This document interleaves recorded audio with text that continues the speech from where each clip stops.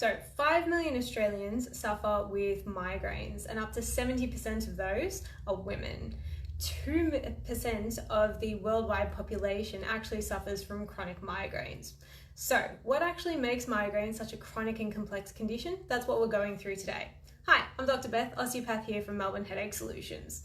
So this week is actually National Headache and Migraine Awareness Week, so thank you so much for joining me.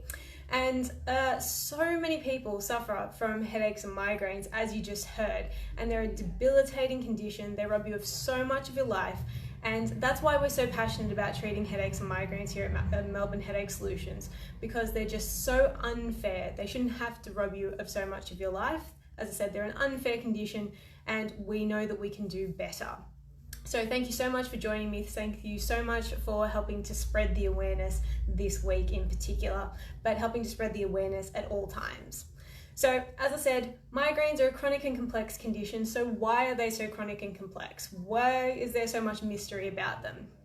Well, when it comes time for a migraine, there's an area of your brain known as the brainstem. And in chronic migraine sufferers, it is sensitized, so also known as being hyperexcitable. So when it's hyperexcitable, it's prone to setting off migraines due to any and all triggers. So common triggers, as I'm sure you're all aware of, are things like chocolate, red wine, cheeses, hormones, lack of sleep, temperature changes, wind, those sorts of things. And particularly at the moment in Melbourne, we're going through all sorts of weather changes. It's nice to see some more sunshine though, I've got to admit. So what can make your brainstem sensitized so that you become a migraine sufferer? Well, there are many things that can contribute to your brainstem becoming sensitized. So the first thing is your neck. Many people, most migraine sufferers have a strong neck component to their migraines, in particular the top 3 joints. So C01, C12, and C23 up here. So basically, when you've got a neck dysfunction here, then it can refer pain into the face and the head. And also when you've got neck dysfunctions, then it can increase that sensitivity to the brainstem due to the anatomical relationships. So for headache and migraine sufferers, it's very important that you get this area into a correct alignment and also moving smoothly and evenly, so decrease that stiffness in through the area, so it helps to bring down that sensitization of the brainstem. So that's very important. Okay, the second one is your jaw, or also known as your TMJ. So if you've got TMJ pain, you're a clencher, you're a grinder, then these things can actually cause neck dysfunctions as well. And as we just heard, your neck can be a massive contributor to your headaches and migraines. They can also, your jaw can also cause pain in your face itself, and it can also increase a sensitivity level to what's known as your trigeminal nerve, which is the nerve that innervates your face, and that nerve feeds into your brainstem. And can increase the sensitivity level as well. So we want to make sure that if, as I said, if you've got TMJ pain, if you're a clencher or a grinder, you want to make sure that you're getting that assessed as well. Sleep is a massive one for headache and migraine sufferers. We know that there is a relationship between the two, but we don't know which way it goes. So we don't know whether sleep causes headaches and migraines or whether headaches and migraines creates a sleep disturbance. But we do know that if you improve sleep, then you do improve your headaches and migraines. So you want to make sure that you're improving your sleep to help decrease your pain. Okay, so we also know that stress is a massive factor for headaches and migraines. It's one of the #1 reported triggers for headaches and migraines. Acute stress isn't so bad for people, okay? Acute stress can actually be a really good driving force. So we need it in our day-to-day lives sometimes. It helps to protect us. So say when we're driving and something runs out in front of us, we need stress, we need that acute reaction to help prevent us from getting into an accident. However, when we're exposed to prolonged or repeated stress all the time, our body starts to decompensate. We start to then get things like headaches and migraines. We start to get colds more easily. We start to feel fatigued and our brain starts to fog up and these sorts of things.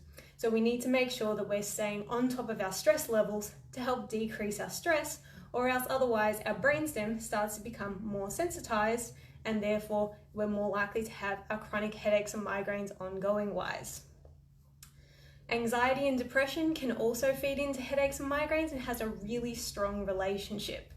So we do know that with anxiety and depression, that if they're unmanaged and untreated at the same time as chronic headaches and migraines, then we get the worst treatment outcomes, which is not what we want. We want the best treatment outcomes. So when it comes time for mood disorders, sleep and headaches and migraines, they actually share the same area of the brain. And so, as I said, we want to be making sure that we're treating these things all at the same time in order to get the best outcomes and the quickest outcomes.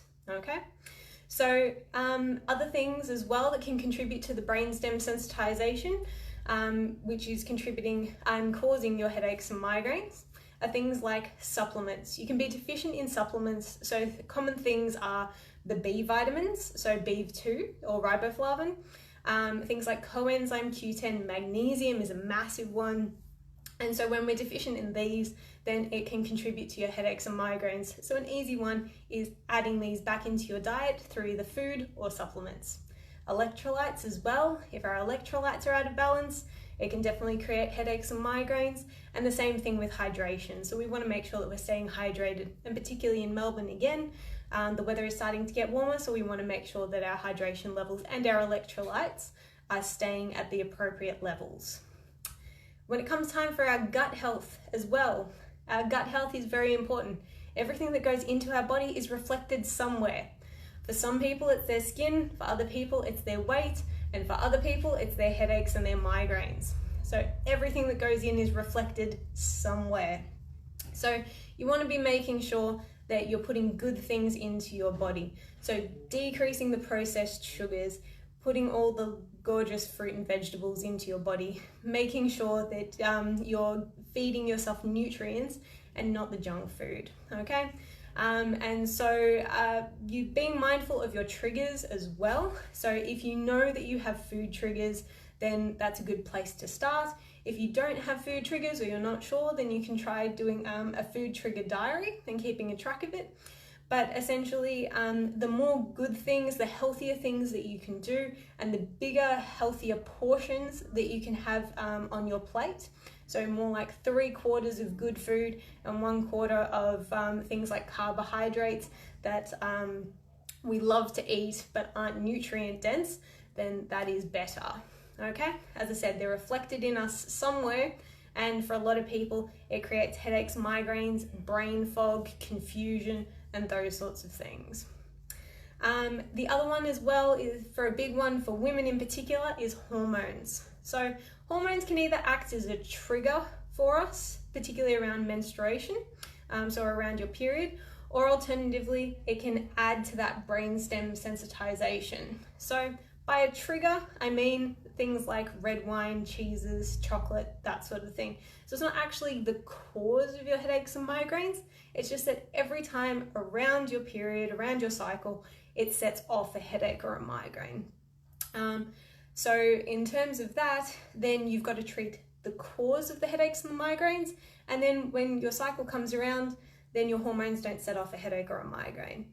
The other way is that you've got a hormonal imbalance, and usually this happens when estrogen drops, and then you get your symptoms.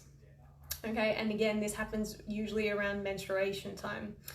So if you're suffering from a hormonal imbalance, then it means you've got to do something more about your hormones, okay, in order to get them balanced. Otherwise, it's contributing to that brainstem sensitization, and it's keeping you in this headache or migraine state. So as you heard, there are many things that can contribute to this brainstem sensitization and can contribute to your headaches and migraines. Now, for some people, it's wonderful. They do one thing and they fix their chronic headaches and migraines, which is great. That is absolutely fabulous. But for many people, it's actually more like fixing a puzzle. You've got to understand what are the many things that might be contributing to your specific headaches and migraines in order to solve your puzzle. So, and that's usually what's gone wrong. They've tried to fix one thing, or they've tried to fix another thing, or they've tried to fix another thing at independent times, but you've got to treat all of them together in order to get the best results possible. And that's why headaches and migraines are quite a complex and chronic condition, because you've got to be able to understand that puzzle. So we've got a questionnaire up that I've linked up above. So if you're a bit confused about your headaches and migraines, you're not sure what's causing your headaches and migraines, fill out the questionnaire above. We've made it nice and simple and easy for you so that you can hopefully help to understand your headaches and migraines better, so that you can be doing better about them. As I said before, no one should be suffering with headaches and migraines. They're a horrible condition. I wouldn't wish them on my worst enemy. So help us spread the awareness this headache and migraine, National Headache and Migraine Awareness Week.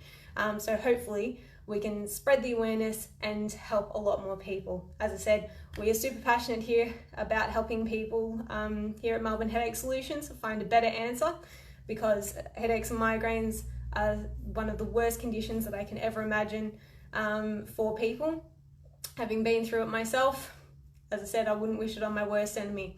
So I hope you found this helpful. If you have, please like, share, comment, spread it around. We want to spread the awareness. And if you've got any questions, any queries, anything at all, drop it below, let me know, and I'll get back to you. Thanks everybody, stay safe, stay healthy, and I'll catch you next time.